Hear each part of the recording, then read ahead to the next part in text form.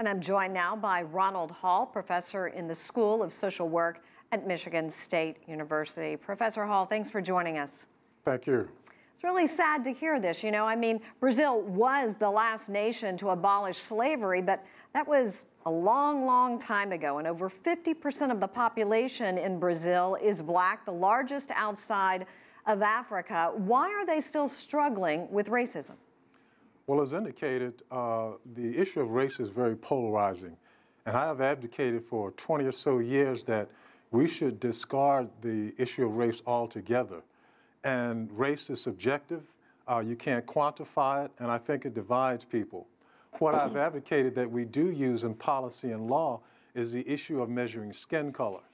Skin color is something that I could subject to statistical analysis. I think it's much more scientific. It's less polarizing, and it crosses so-called races. Can you speak to why they're still marginalized somewhat in terms of employment and positions of power? Well, I think that's a carryover from Western colonialism, which is still with us, unfortunately. I think not to recognize that there's some bias in the whole process is not being very genuine.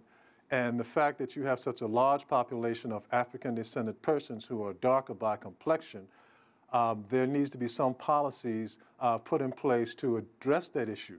Otherwise, you're going to continue to have what we've had in the past. You have this in the U.S. as well. In both instances, we're struggling with affirmative action, but it's an attempt to do something about a problem that has existed for centuries. So you're saying it's the color of someone's skin, it's the darkness or lightness of someone's skin, not necessarily where they're actually Black or white. Well, it could be race, but I don't agree with race because race is subjective. A person need only define themselves racially on a questionnaire, for example, and they become whatever race that they define themselves as being. But if I take a measure of your skin color, and I can correlate that with certain advantages and disadvantages in the workforce, I think that's much more objective, it's much more scientific, and it's much more amenable to policies and law. Okay, we don't have much time left, but let's talk about some of the affirmative action programs. They have set aside, a certain number of percentage of jobs in the civil service, places in public universities, even delivered rights to partial areas of communities. Is this working? I don't think it's working because it's not something that the public agrees with. Unfortunately, we have always had quotas and set-asides referred to in other terminology. For example, in some of the major universities in the U.S., Harvard, for example, you have legacy set-asides.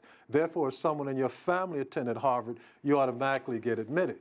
But that's not something that concerns people because it's at the disadvantage of a minority and the advantage of a majority.